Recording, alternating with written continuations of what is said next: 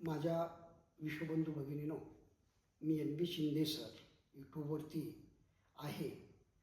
बऱ्याच दिवसात मी यूट्यूबवरती व्हिडिओ टाकतो, पण प्रकृती अस्वास्थ्यामुळे टाकू शकलो नाही. आज अनेक लोकांच्या संदर्भात चर्चा करत असताना अनेक लोकांच्यामधली विविध मतं बाहेर पडल्यानंतर जाणून घ्यायला मिळाली आणि मग त्याच्यातून काही गोष्टी मलाही शिकायला मिळाल्या आणि त्या चांगल्या आहेत आणि तुम्हाला सांगाव्याशा वाटतात आणि म्हणून मी आपल्याला सांगण्याचा प्रयत्न करतो. तात्पर्य या गोष्टींचं असं आहे, विनाशकाली विपरीत बुद्धी. माणसाचा स्वभाव, सवयीला कधीही माणूस सोडत नाही. माणसाची जी सवय कायमपणे अंगवळणी पडलेली असते ती मरेपर्यंत तशीच राहते. त्यामुळे ह्या सगळ्या कथा आपल्याला ऐकायला पंचतंत्रामध्ये त्या काळात बऱ्याच वाटलेल्या आहेत. अशीच एका मठामध्ये मी आज एका महाराजांच्या तोंडातून ऐकलेली कथा आपल्याला सांगू इच्छितो की एक 4 मुली असणारं गरीब असणारं कुटुंब दळभद्री होतं आणि दळभद्री कुटुंबात त्या 4 मुली सांभाळणाऱ्या आई वडील त्या कुटुंबाला कंटाळून अगदी परमेश्वराकडे आराधना करत होते की देवा, हे सगळं आमचं 18 विश्व दारिद्र्य घालव आणि तुझी भक्ती आम्हाला कराव्याशी वाटते. माणसाला संकट काळातच देव आठवतो. देव ही संकल्पना नसून तो एक निसर्ग आहे की जो आपणाला जिवंत ठेवतो, जगवतो. ही कल्पना म्हणजे देव. पण या कल्पनेत सुद्धा काही जात धर्म पंथ भेद अडकल्यामुळे या कल्पनेलाही थोडासा भेद निर्माण झालेला आहे. द्वंद्व निर्माण होतं, संघर्ष निर्माण होतात यातनं. पण दारिद्र्य काही माणसांचं कमी होत नाही.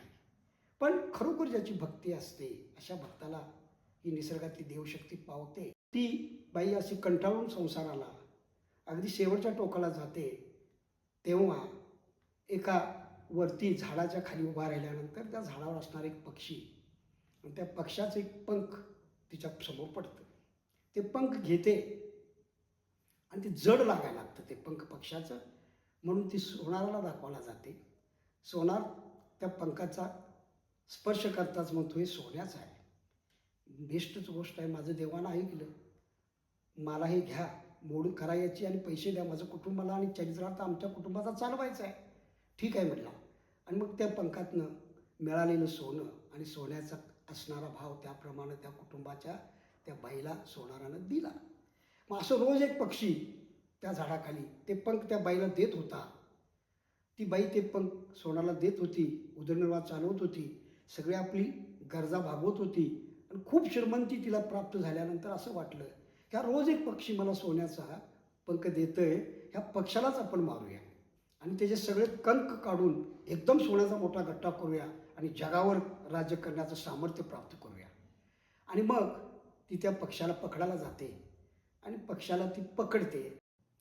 अशा त्या पंख देणारा पक्षी सोन्याचा जो होता तो देवरूपी पक्षी होता. त्या बाईची विनाशकाली विपरीत बुद्धी तयार झाली आणि पक्षाला मारून सगळं पंख छाटून सोनं मिळवण्याची इच्छा आणि लालूच तयार झाली आणि तो पक्षी तिनं पकडून मारायला घेऊन गेली. तेव्हा तो पक्षी म्हणाला तिला, तुम्ही मला मारू नका, माफ करा, मारू नका, नाहीतर तुम्हाला त्याचा भोग भोगावा लागेल. पुन्हा 18 विश्व दारिद्र्यात तुमचं जीवन तुम्हाला कंठित करावं लागेल. तरी पण त्या बाईनं देह स्वभावापोटी, मानवी स्वभावापोटी तिनं त्या पक्षाला मारलं आणि त्याचे पंख छाटले आणि ती सगळे पंख घेऊन सोनाराकडे गेली आणि ते सोनेचे पंख सोनाने बघताच म्हटला, फारच मोठं पिशवी भरून तू आणलेले आहेस आज आणि एवढं पैसे तुला एका वेळी माझ्या द्यायला असणार नाही, थोडे थोडे देईन, कसे द्यायचे तसे द्या, पहिले वजन करा म्हटली. आणि ते पंख पिशवी उघडताच सोनारानं सांगितलं की हे सोन्याचे पंख नाहीत. मग तिच्या लक्षात यायला पाहिजे होतं की तो जिवंत असतानाच एक एक पक्षी तो पंख सोन्याचं देत होता, तो देव होता. म्हणून देव ही कल्पना आणि त्याच्यातनं दारिद्र्य हटवण्यासाठी देवाने केलेली मदत ही तिच्या लक्षात आत्ता आली, पण वेळ निघून गेली होती. म्हणून आपण लक्षात ठेवलं पाहिजे की परमेश्वर कोणत्या रस्त्यानं आपल्याला नेतो आणि बडी श्रीमंती प्राप्त करून देतो, ते आपला ध्येय त्या पद्धतीने निरोगी ठेवतो किंवा अन्य काही कारणं असू शकतात. त्याच्या पाठीमागे निसर्गातली देवशक्ती आहे. ती कुठल्याही रूपात माणूस बघत असला तर त्या शक्तीला आपल्याला विसरून चालणार नाही. आणि सवयीला कुठेतरी बंधन घालून आपण समाधानी वृत्तीनं जगायला शिकलो तर अशा मोहापोटी आपला नाश आपण ओढावून घेऊ शकणार नाही. म्हणून ही बोधकथा मी आपल्याला सांगण्याचा प्रयत्न केला. धन्यवाद.